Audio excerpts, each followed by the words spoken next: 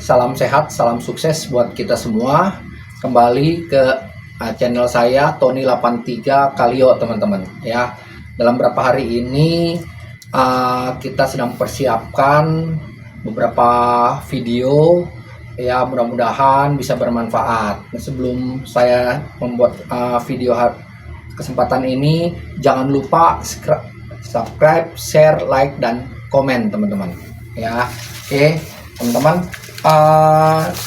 Video kali ini sebenarnya saya ingin lebih mempertegas karena selama beberapa hari belakangan ini banyak sekali pertanyaan-pertanyaan yang masuk, ya, terutama dengan kandungan dan cara konsumsi, teman-teman. Bahkan saya mendengar beberapa orang kawan kita coba mengkonsumsi itu sempat kaget, teman-teman, ya, karena ada yang reaksi muntah, ada yang ini karena mungkin tubuhnya terlalu asam, teman-teman, ya, di sini. Oke, hari ini saya akan menjelaskan lebih dalam lagi tentang kandungan kalio, teman-teman. Yang pertama, ada saya ingin katakan, izin BPOM kita adalah air minum pH tinggi. pH singkatan dari potensi hidrogen. Jadi di dalam air kalio ini memiliki kandungan hidrogen tinggi, teman-teman. Ya, mungkin teman-teman di lapangan itu mengenal berbagai macam air pH tinggi, teman-teman. Ya, mungkin teman-teman bisa beli di minimarket, ada yang tertulis 8+. Intinya lewat dari 8 itu memiliki pH tinggi, ya. Jadi pH tinggi itu 8,5 ke atas, teman-teman. Ya, nah, tapi apakah setiap di dalam air tersebut benar-benar memiliki pH tersebut, ya? Karena kita harus mengecek kondisinya, ya, melihat mungkin dengan video part 1 saya, teman-teman bisa melakukan tes-tes seperti di awal, ya. Tapi terus terang saya ingin menjelaskan lagi, fungsi dari air ini diharapkan mampu membantu menetralisir kadar asam di dalam tubuh, teman-teman. Nah, contoh beberapa masuk kepada saya itu melalui telepon ataupun melalui WA, ya, itu kondisinya mereka ternyata di saat konsumsi ada yang kemarin kita dengar itu muntah, teman-teman. Ya, saya cuma bilang teman-teman bisa bayangkan di saat seorang konsumsi air itu dalam jumlah yang masih dalam batas normal, tidak terlalu banyak, tapi bisa muntah. Pertanyaannya kenapa, teman-teman? Ya, saya yakin tubuh pasien tersebut sedang dalam kondisi yang sangat asam. Kenapa? Kalau minum air putih biasa, saya yakin nggak apa-apa, teman-teman. Ya, karena jumlahnya mungkin hanya saya dengar itu hanya setengah tutup, teman-teman. Ya, setengah tutup sampai 1 tutup minumnya. Tapi ternyata mereka mengalami reaksi yang sangat kuat, yaitu kok Pak Tony saya minum kalio nggak banyak, ini kok muntah, bahkan ada yang mual, ya. Nah, di sini saya cuma bilang kepada beliau, posisi waktu itu saya yakin kondisi lambung pasien, ya, itu kondisinya sangat asam, teman-teman, karena kandungan air ini sangat basah. Di saat kita masukkan, ketemu dengan kandungan yang sangat asam, menimbulkan sangat asam, ketemu sangat basah, menimbulkan satu reaksi. Nah, disinilah kaget tubuh kita. Jadi apa yang harus kita lakukan, teman-teman? Jangan panik kalau ternyata teman-teman di saat konsumsi kalio ini ternyata mengalami reaksi mual atau bahkan muntah. Air kalio ini di saat muntah itu asamnya itu akan keluar. Teman-teman gak usah panik, ya, karena muntahnya pasti tidak banyak, ya, dan tidak berlanjut, teman-teman, ya, tidak berlanjut. Kemudian teman-teman itu kurangin, bisa dengan seperti apa? Teman-teman boleh lakukan dengan sendok makan, teman-teman. Ya, kalau muntahnya terasa enak sekali untuk ini, enaknya nanti hilang, teman-teman boleh kurangin airnya di sini kalionya, atau bahkan teman-teman kalau takut, teman-teman sendokin, pakai sendok makan. Sendokin sedikit, teman-teman, sampai asamnya ini lebih netral, teman-teman. Ya, nanti teman-teman akan merasakan lebih nyaman. Ya, jadi nggak usah panik, teman-teman. Ya, nah itu cara konsumsinya, teman-teman. Ya, bagi yang merasakan ternyata reaksinya kuat.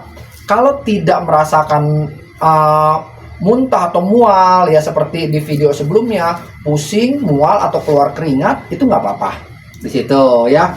Tujuan atau manfaat dari konsumsi kalio tadi yang saya katakan adalah membantu menetralisir atau meningkatkan basa di dalam tubuh teman-teman ya. Jadi kalau seorang yang tubuhnya terlalu asam, itu juga kan nggak bagus teman-teman ya. Jadi dengan konsumsi kalio yang memiliki kandungan sifat basa diharapkan membantu menetralisir asam tersebut teman-teman ya. Di situ tujuan dan manfaat konsumsi kalio ya. Banyak sekali kondisi tubuh menurun fungsi diakibatkan karena tubuh yang sangat terlalu asam teman-teman. Bahkan dari video sebelumnya saya pernah menyinggung ada satu video ya yang saya dengar dari seorang dokter, namanya kalau nggak salah di video tersebut Dokter Bernardo ya, menyatakan tentang sel kanker. Sel kanker akan hidup di pH darah 5 atau 5,5, yaitu kondisi pH darah yang sangat asam. Tapi dokter tersebut menyatakan sel kanker tidak akan berkembang di pH darah 7,2 sampai 7,4, yaitu pH darah yang cukup alkali teman-teman. Ya, di sini bahkan sampai ada seperti itu teman-teman. Nah, di sini harapan kita adalah di saat seorang yang kondisi tubuhnya asam atau sangat asam, di saat konsumsi kalio yang memiliki kandungan pH yang bersifat basa, membantu menetralisir asam tersebut teman-teman. Nah, tapi yang teman-teman harus pahami, kadar tubuh yang sangat asam itu juga tidak bagus. Tadi yang saya jelaskan adalah sel kanker, tapi terlalu basah juga tidak bagus teman-teman. Ya, di sini yang harus kita pahami di sini. Boleh nggak kita konsumsi ini dengan kandungan pH tinggi ini seperti air minum dengan izin dari BPOM AMDK? Kalau teman-teman paham, bisa lihat lagi video saya yang pertama teman-teman. Part satunya teman-teman, kita membahas tentang air pH tinggi dan air pH air pH tinggi dan air AMDK teman-teman ya, itu kandungannya berbeda teman-teman.